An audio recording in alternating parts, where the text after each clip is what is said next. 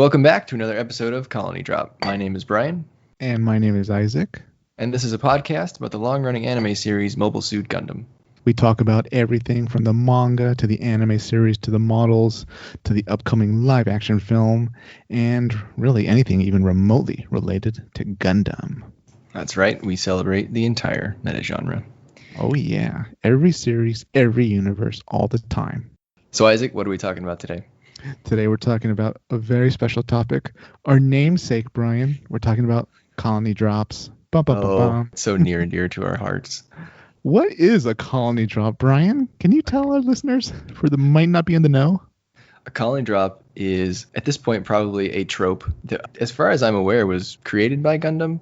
It basically is a scenario where a faction, whether it's Zeon or maybe someone on the Federation side, gets so upset at the other side, they decide to take the most extreme action possible and use a colony as a weapon by directing it toward a target and, for lack of a better word, dropping it on that target, causing massive damage, massive casualties, climate problems, tectonic problems, just overall death and destruction as far as the eye can see.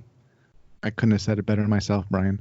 A colony drop it's an act of war, an atrocity, and a weapon of mass destruction on a scale not seen in our century, in our timeline. That is correct. One might say you have to travel to the universal century of Mobile Suit Gundam to see a colony drop. Exactly. Or other centuries, or other timelines, I guess you could say, other universes. What makes colony drops so devastating is that these aren't just, your run-of-the-mill space stations that are kind of hovering in space that you see in other sci-fi genres. These are massive structures, miles, kilometers long, also in circumference. Who knows how much they weigh? They're big enough that they hold millions of people living long durations in space. When they fall with such impact and devastating force that it literally can change the environmental patterns of Earth. That's nuts. It is pretty nuts, and that's why they're so effective. And what I really like about colony drops, or just the phrase colony drop, which is why we named ourselves Colony Drop, is it's a very Gundam thing. Like I can't think of really other sci-fi series that do this. Maybe it's done in some things, but definitely not with as much frequency as it happens in Mobile Suit Gundam. And so I feel like if you say the phrase colony drop, everybody knows, hey, you're talking about Gundam, right? Exactly. Yeah. I don't think there's other anime that they're kind of famous for dropping colonies or repeatedly dropping massive structures. There might be anime where there's big fleet battles or they, deploy super weapons to blow up planets and stuff. But colony drops repeatedly, no, that's definitely a Gundam thing. Yeah, maybe one here or there, but not as a constant threat. Today we're planning on going through all of the colony drops that we're aware of and kind of just giving a summary of each one and how it affects the Gundam universe as a whole. So I think what we'll do is start with Universal Century, which is the main Gundam timeline, and then proceed to any other of the alternate universes that have some colony drops. What do you think, Isaac? I like it. We'll start in UC, where it all started, and then from there, we'll just kick the can down the road as we look at, as our car drives down the freeway, looking at every massive pileup that is a colony drop. Okay, Brian, you're inside a colony. It's about to be dropped, or it's going to be dropped. Do you want to be gassed, or do you want to go down and enjoy the ride? Oh man, that's terrible. I don't know. I definitely don't think I want to be gassed. I think if I was in a colony and I knew it was going to be dropped, I feel like I would try to escape somehow because it's pretty far. It doesn't happen within an hour or two. Yeah, I mean, okay. We know if you get to Earth, you'll be cooked alive, right? Because these colonies turn red hot and white hot as they not the Dublin one, as they go through the Earth's atmosphere because they just generate so much heat. But now that you mentioned it, Brian, yeah, let's assume, all right, the colony's dropping and whatever bad guy faction's doing this, they'd already destroyed like all the shuttle bays and all that. You could conceivably put on a normal suit, right, and just hop out a hatch. I think so, yeah. I mean, given no other choice, I would prefer to take that action than go and attempt re-entry. If you stay on that colony, there's a lot of ways to die. One, someone's going to come gas you because apparently that's just what Gundam does to these colony inhabitants. Two, you may not make it through re-entry. And then three, you're definitely going to die on impact. So not if you're landing on Dublin, the city made of stone. Yeah, if you land in Dublin, your house may just get slightly reoriented. If you land on Dublin, you should open a hatch and like walk out. And oh, hey. Yeah. Oh boy. So yeah, Isaac, why don't you start us off and tell us what the very first colony drop was? And I should say that this is the colony drop that is the colony drop. When you say colony drop, this is the one that probably most people think of or most people refer to. All right. The first colony drop was conducted by the bad guys of Gundam 0079. And they are, of course, the Principality of Zeon. They dropped a colony under Operation British, which was their plan to use a massive colony, have it drop onto Earth and destroy the Earth Federation's military headquarters, Jabrau, in South America. Unfortunately for Zeon, the Federation wasn't just going to stand around and let that happen. So in the course of a battle, the colony ended up falling not on South America, but on Sydney. And it completely destroyed Sydney and a sizable part of Australia. The colony drop killed billions of people and affected Earth's weather patterns for a while. I wasn't aware of the scale of the drop when I initially watched the series.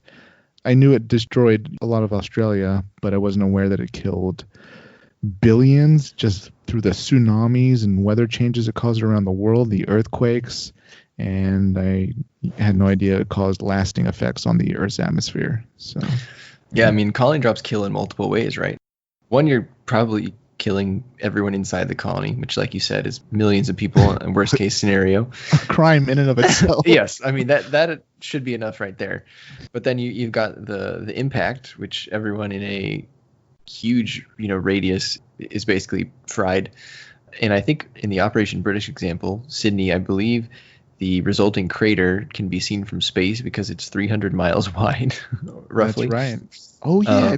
If you remember in 0083, I think maybe the first episode or something, when Nina was on the Albion, she was admiring the ocean. And I think Captain Synapse says, we're actually over Australia. We're not really over the ocean. And she was like, oh, wow. Whoops. Turns out those colonies, they can make a big splash. Zing. And then, like you said, after the impact, you got more problems, right? You kick up dust, which causes climate change, blocks out the sun. What happens when the sun doesn't shine? Your crops die and famine results, so no one can eat. So then everyone dies from that.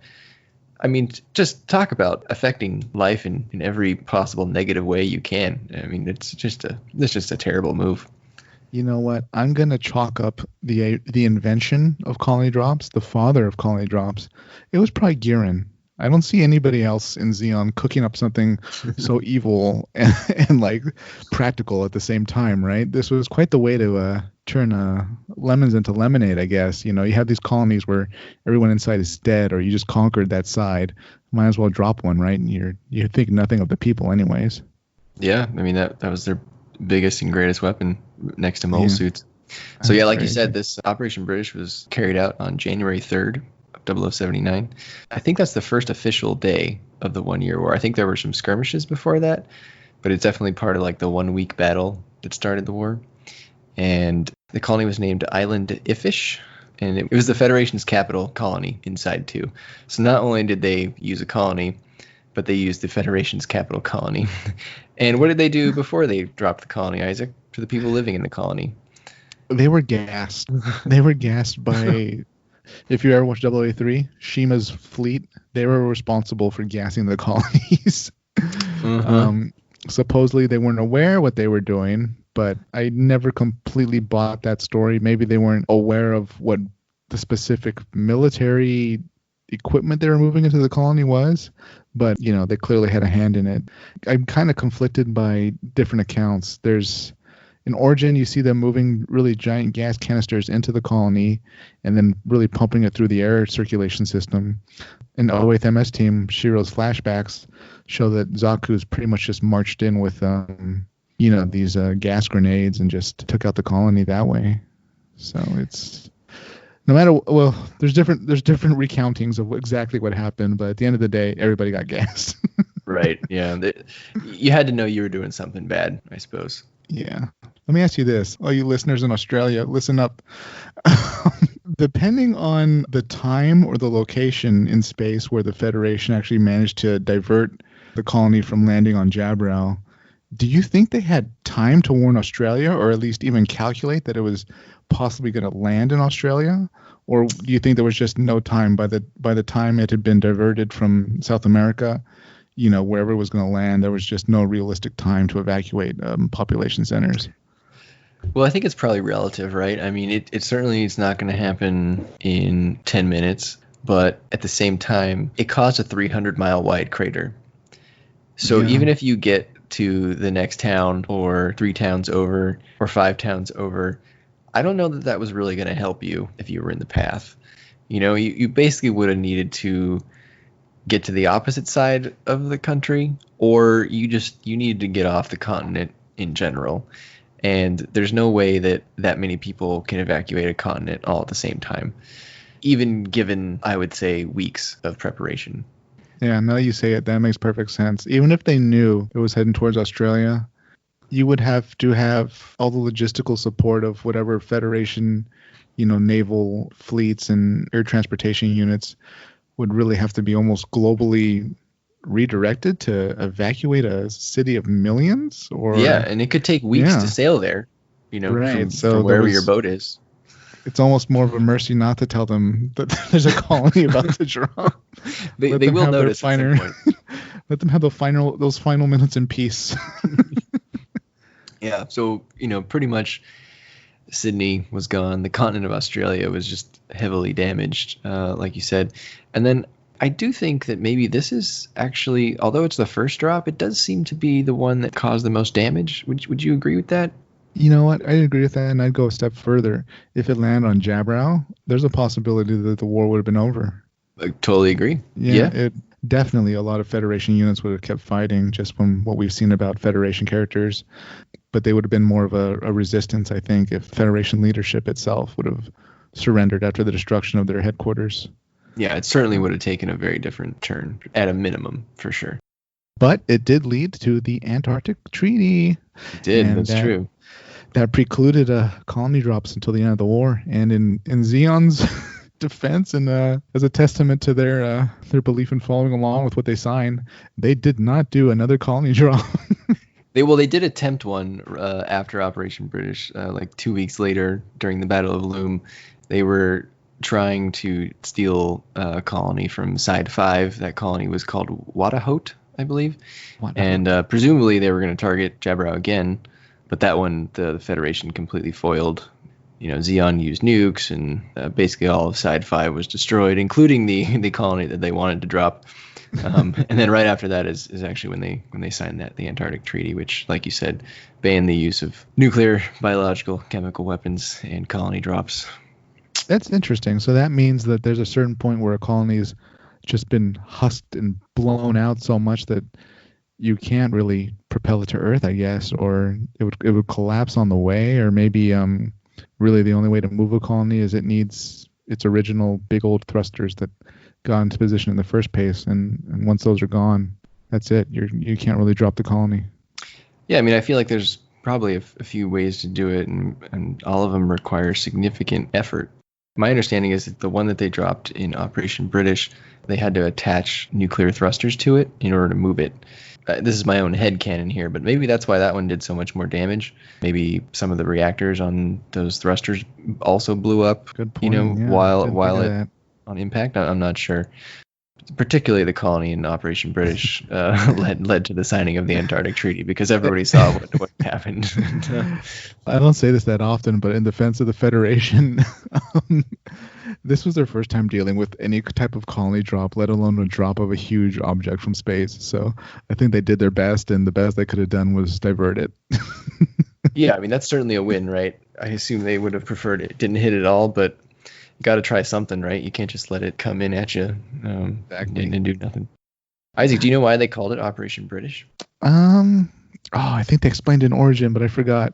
Drop some knowledge on me, Brian. Tell me why. So apparently, I saw this on the wiki, but in the source book called Gundam Century, which was published in 1981. Oh. And apparently it was named that because decolonization led to the collapse of the British Empire. So if you're Gihren and you're trying to be cheeky, you want to get back at the Empire who's oppressing you. It's an appropriate name. Oh, Gihren. Yeah. You're such a sassy guy. And then one final note on Operation British before we move on is that there's a map at some point in Iron-Blooded Orphans that shows Australia. And Iron-Blooded Orphans does not take place in the Universal Century. It's a separate Gundam universe.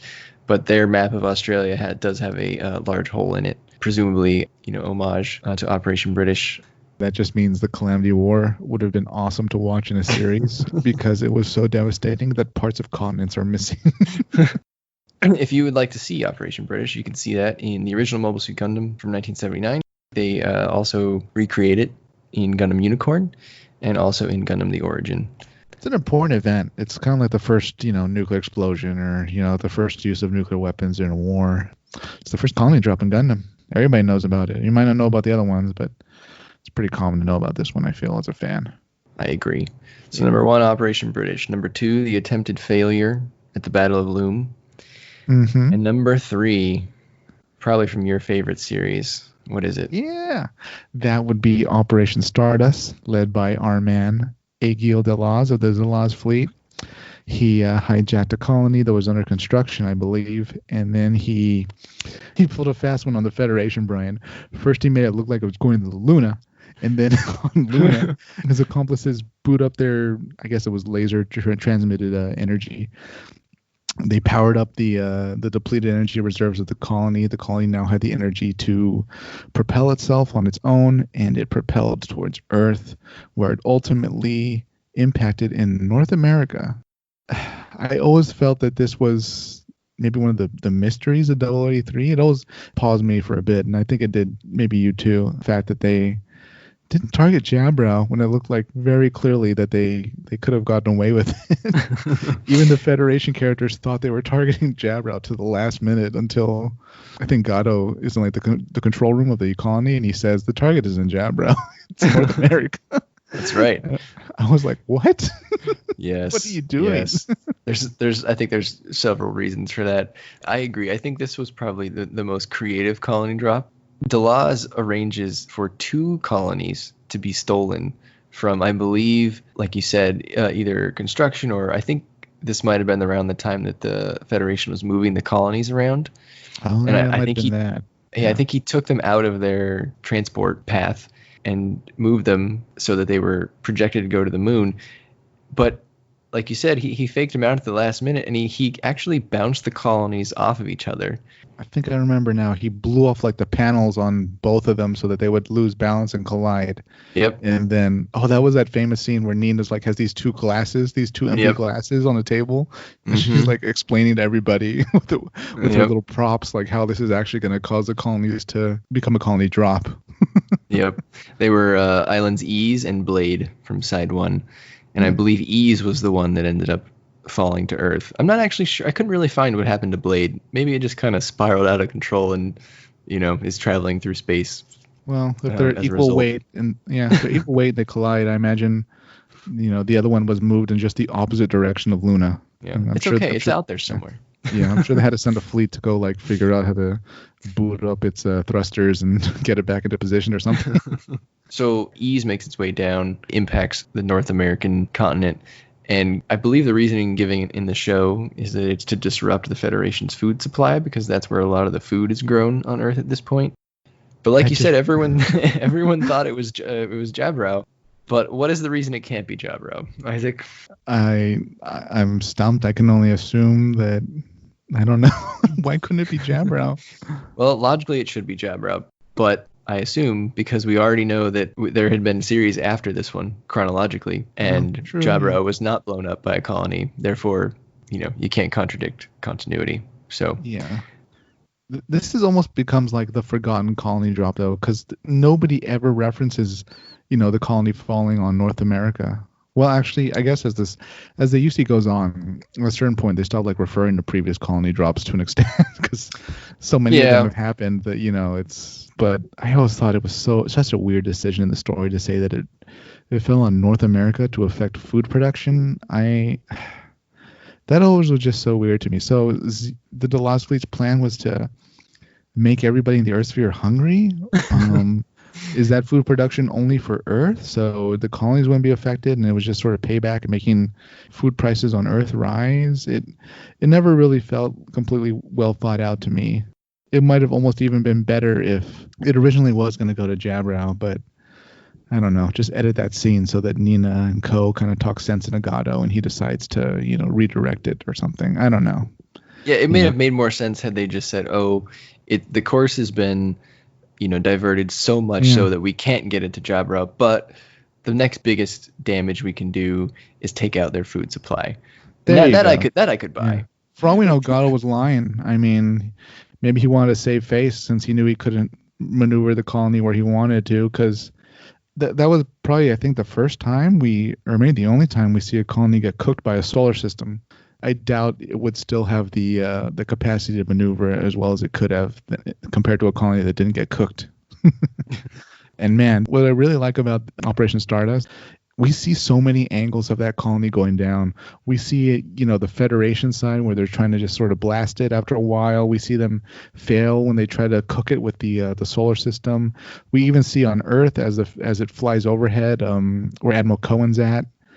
It's just so many different shots of the colony falling. So many reminders of their failures. Yeah, pretty much. Oh, God. Nobody fails at stopping a colony drop like the Federation. I had a few observations about this colony drop. One, I assume these colonies that they stole were not populated, particularly because I believe Delaz had Shima steal them. And if she was already upset about gassing, the colony from Operation British, I assume she would not do so here. That's true. Actually, that's a good point, Brian. I assume one of the whole reasons he wanted to ally with her, despite her reputation, was that, who knows better than how to, I guess, infiltrate a colony than the unit that was the fleet responsible for sneaking in and gassing a colony. But yeah, I do specifically remember that these colonies were literally being transported by like one ship. So they had to have been emptied. Yeah. Okay. I agree. I think that makes the most sense. I guess one thing to note here that's interesting is that the impact of this colony drop, or at least the aftermath, I suppose, is that Gato, Delaz, and Shima are all dead. They all die. And really, Delaz kind of gets what he wanted, right? I mean, Operation Stardust had multiple goals. One was, I think, to expose corruption in the Federation by presenting, look, they made a Gundam that violates the Antarctic Treaty. Which they were already asking for trouble doing that. Let's be honest here. In the Federation's defense, the group that signed the Antarctic Treaty besides them was gone. It was the Republic of Zeon now. But anyways, right. I digress. Yeah. And his other goal was to, inspire a new Zeon, which that sort of happened with Neo Zeon coming up in a few years. But I think what he really did was create the Titans. Yeah, and you know what? The group of Federation officers that were clearly allowing Operation Stardust to progress, that was their whole plan, more or less. Operation Stardust more or less got as far as it did and was as successful or failed as it failed because of this group that would eventually be Titans. They were pretty much proto-Titans. I was trying to find the meaning behind Operation Stardust, the name, and I couldn't find a real meaning. But really? I did notice that. Yeah, do you know why? Or do you know why it's called Operation Stardust? Yeah, it's from a speech by Gihren at the Battle of Baoku. You remember he's in the carrier and he gives a speech on this cherry picker. He gets on this. He gets on I think I do remember the cherry picker. Yeah, he gets on this crane thing and decides to talk to all the pilots that happen to be in the room.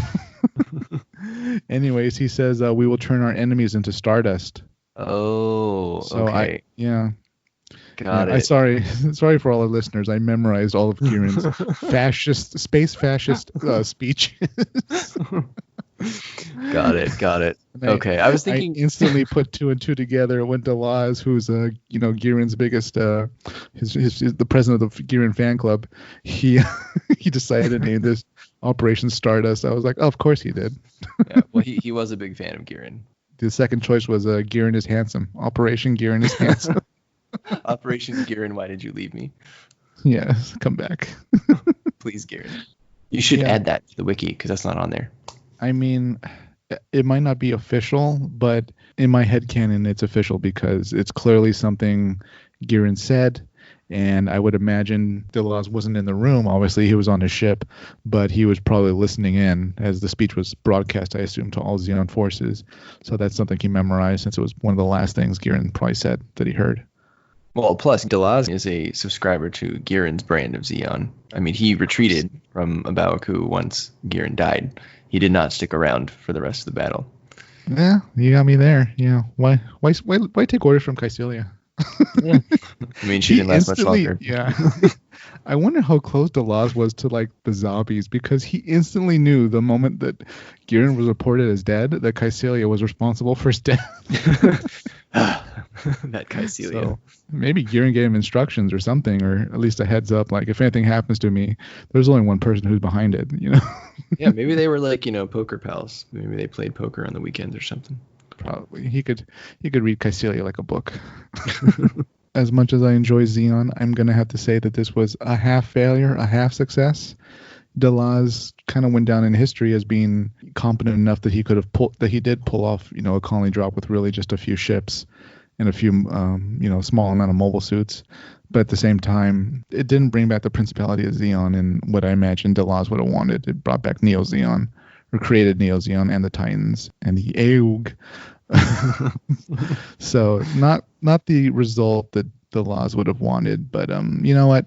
Delaz gets an A for effort. He did a great job in the whole operation overall, taking out the Naval Review and doing a colony drop. That's a lot for one man. Oh yeah, I think he got it done for sure. It just the result is probably not exactly what he wanted. All right, so moving on. The next one I have on my list is when the Titans, the organization created as a result of Delaz's colony drop in UC-083, decide to launch their own colony drop on the lunar city of Von Braun in UC-087 during Mobile Suit Zeta Gundam. And they do this because Von Braun is sort of this city that aids and abets the Aeug. But unfortunately for the Titans, those meddling Aeug teenagers redirect the colony, and it lands somewhere else on the moon's surface, in a little uninhabited area, so it causes minimal damage. And I guess my only comment on this one, because it failed, it really didn't do much. Up until now, Xeon, they were the only people doing the colony dropping. So if you needed any more evidence that the Titans were evil, this is your evidence right here. Exactly. I figured the officers in the Titans, having been on the other side of a colony drop for so long, maybe jumped at the chance to gain the military knowledge that they'd gained by attempting their own colony drop. At the same time, like, I'm not too familiar with the aerospace mechanics, the orbital mechanics of dropping large objects on the moon. But since the moon has lower gravity, would an impact be less severe if you're dropping something on it? Not even on Von Braun, but, like you said, they had to drop it on an unpopulated area of the moon. Would that thing just crack like an egg and cause even more problems for Earth? The destruction of Earth? It would certainly probably be a little different, but maybe if it was, a more populated area, we would know more about what happens, at least in universe. Yeah, I mean, in the real world, I'm not sure how it would differ. It would still be a huge kinetic impact. Yeah, the moon's so much smaller. I wonder if it was just terrifying being in the lunar cities, feeling that fall, because even if you didn't see it because you're on the other side of the moon, since it's such a smaller, surface area, it might have been a devastating earthquake. It might have even actually been worse because the moon has no atmosphere to, a normal colony going through Earth's atmosphere. Some of it might burn off, like the mirrors probably detach, and then you're only left with the central cylinder. But I don't think anything would detach or burn off if it goes to the moon. So you might end up with actually more mass hitting the moon, which probably not good for the moon. No, I would be concerned about the structural integrity of the lunar body. Yeah. So one thing I could not find on this colony is what happened to the colony's inhabitants.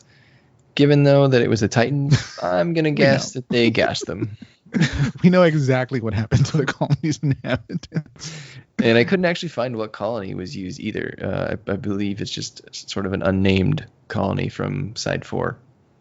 Oh, so in that case, there's possible, I guess, that it was under construction or something, but could be. Yeah. Who knows? Yeah. The next colony drop I have on my list is probably the one that you think is the funniest. It's the funniest and also the worst. Why don't you tell us a little bit about it? Okay. This colony drop is from, I believe it's from Double Zeta. What happened is Neo Zeon took a colony and they're going to drop it on Earth. At the time, I believe the capital for the Federation was in Dublin. And Neo Zeon decides to drop this colony on Dublin. But for whatever reason, I don't know if this was an animation choice or some other technological change that they made in the world of the story. This colony doesn't fall apart or anything. I don't even think it heats up, Brian. It just sort of slowly lands and stays in contact once it lands on Dublin. And it lands upright too, like a Coke can set down on like your table or your desk. It's just pointing straight up. Isaac and I always compare colony drops to lawn darts, because when the colony lands, it lands at this angle and it kind of sticks up. But normally the colonies after that kind of either blow up or disintegrate or kind of fall apart. But like you said, this one kind of just plants itself in the ground and kind of just stands there. Dublin was destroyed. It was basically leveled as a result of the impact. It created a lot of tectonic problems like earthquakes and like some volcanic eruptions apparently. But I guess Double Zeta as a show is very odd. We can maybe go into that another day. And so appropriately, the colony drop in Double Zeta is weird as well. It's just overall lore breaking. This is the colony drop that's maybe closest to like the Holdo maneuver in Star Wars. It doesn't make a lot of sense that a colony would be able to fall to Earth, not even heat up, not even start falling apart, and then land so slowly and stay intact once it lands on Earth. I almost wish they redid it or something, but it's the bad colony drop in all of Gundam. It's the worst one that kind of breaks the suspension of disbelief and the logic of the story, the logic of the science that we've come to believe in, the technology and the world that they built. It's the bad colony drop. I don't like it. It didn't make any sense. It gave off very little shockwaves when it did land. And I mean, people just continue fighting around it. They should have been vaporized by the impact. Not something I enjoy seeing because it makes me groan. Like you said, Neo Zeon dropped this colony. They were led by Haman Khan. She dropped this colony in order to sort of demonstrate her power and try to intimidate the Earth Federation government into giving her I don't want to say a treaty, but I don't know, an agreement. Favorable terms and an agreement. Yes. Yeah. Didn't really work out. I mean, she kind of blew up Dublin, but all the Federation brass, they kind of just evacuated. They didn't bother to really help out any of the Dublin inhabitants, though. And apparently they knew they didn't have to because that colony stayed intact. I believe the reasoning given in the show was that they decided that, well, if people died, that would be less people that they needed to feed. That's terrible. Again, but that does make perfect sense going off of 0083 and the fact that there's not that much food going around. Yeah. So there you go. It's all in continuity, I think. Gato's assault on the Midwest cornfields ended up having a real impact. Gato was a wiser guy than I thought. He was reading all the economic reports coming from the Federation. He was reading about the speeches from the Secretary of Agriculture.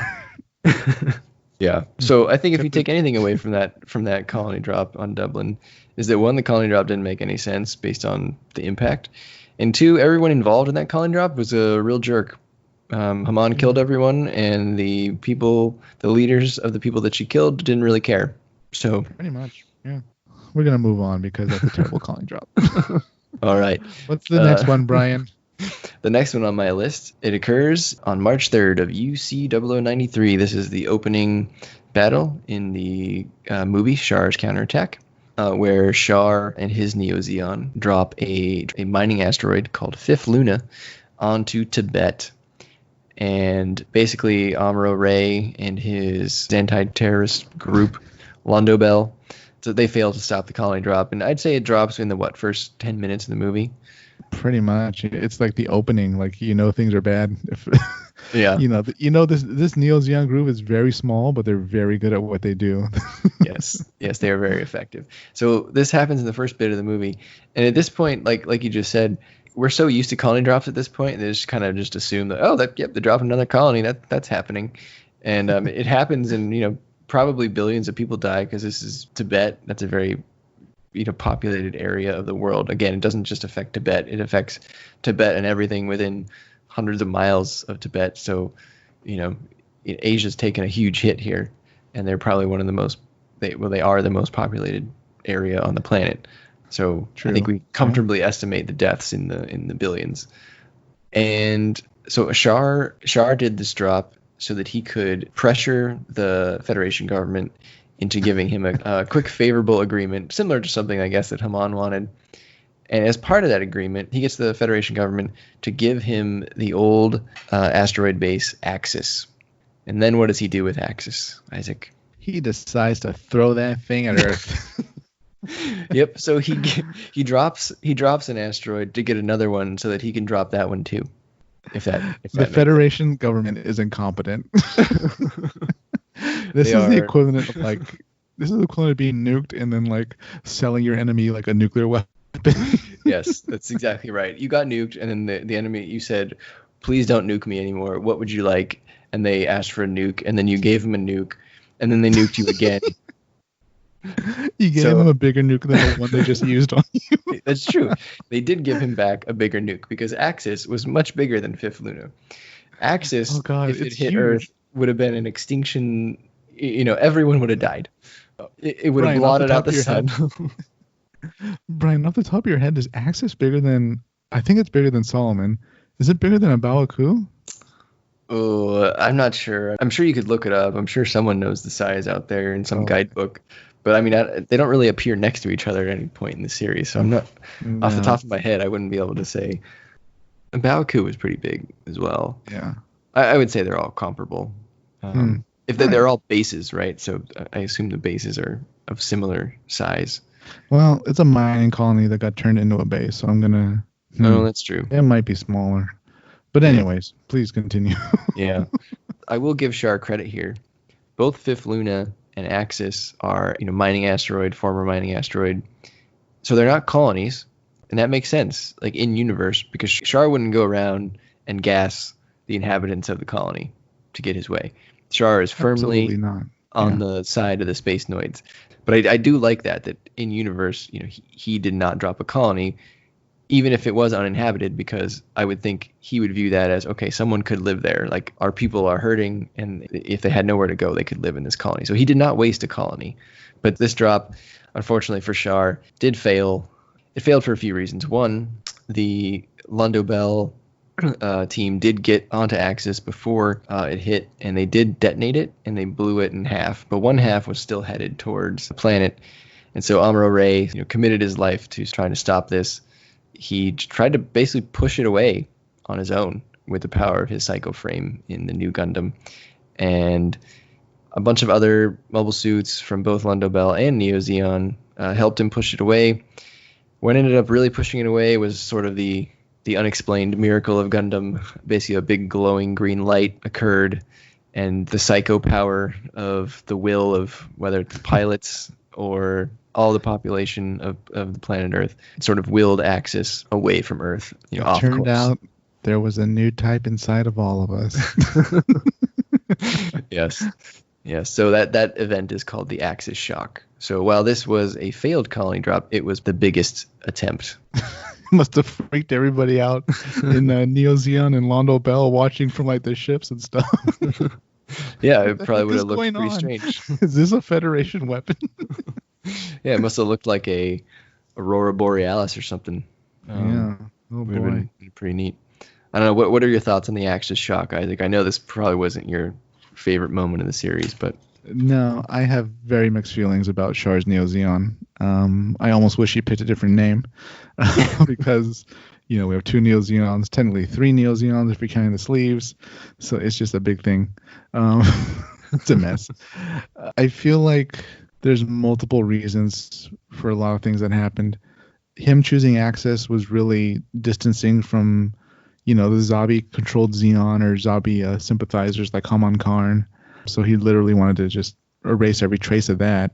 And going off what you said, Brian, yeah, for someone that's a son of Zeon Zemdaiken, it would be very disrespectful beneath him and almost sacrilegious, blasphemous in a way to use a colony and drop that on Earth. The colonies are supposed to be the future of humanity for Char's Neo Zeon. That was their whole ideology, that all of humanity had to move to space.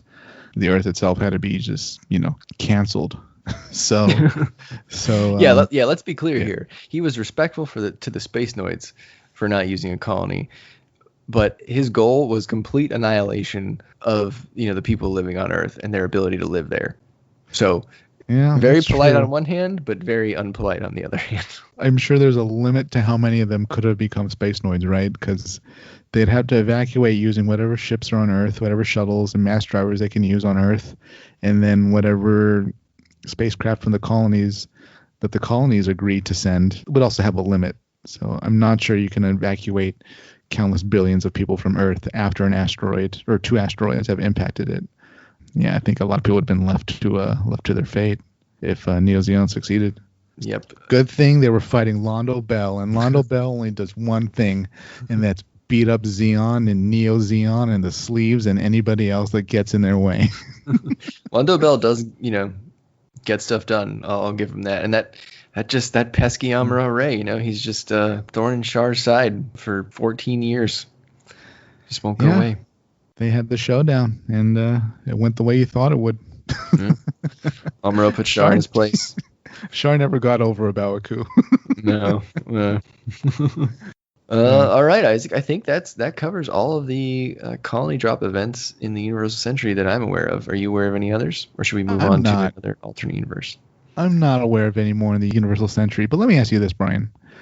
It seems like every time there's a colony drop in the Universal Century, we're told, oh my God, one more and the Earth can't take it, right? One more and that's the end of it. But it seems like I guess the Earth is very good at recovering because they're always doing more colony drops or dropping more things on Earth. I feel like, I could have sworn like when they're talking about Operation British early on in the Universal Century, they're saying things like, oh yeah, one more colony drop and that'll be it for Earth, or it'll be the destruction of Earth, or and then we get all the way to Char's counterattack where Axis is, if the Axis falls, this will really be it. It's almost like a Death Star kind of situation where like no matter what Star Wars series you're watching or whatever, the threat will always be some type of planet destroying weapon or some type of super weapon, and oh no, it's gonna attack us, and at the end they stop it, and but the enemy keeps building a new one, keep using a new one. So it feels like it's actually, I'll say this: the colony drop is the Death Star of Gundam. I would agree with that. Yeah. It's the biggest, most well-known super weapon. I mean, maybe there are some other weapons you might argue are a little more effective, but certainly from a thematic standpoint, the colony drop stands above all, I think. We'll talk about those weapons in our super weapon podcast episode. Might not necessarily happen next time, but we'll see. But anyways, moving along, Brian. What is the next series that features colony drops? And we're going to cut it there for this episode. Tune in next week for our thoughts on the colony drops from all of Gundam's alternate timelines. Until then, please like, comment, subscribe, and keep those Minovsky reactors warm. See you.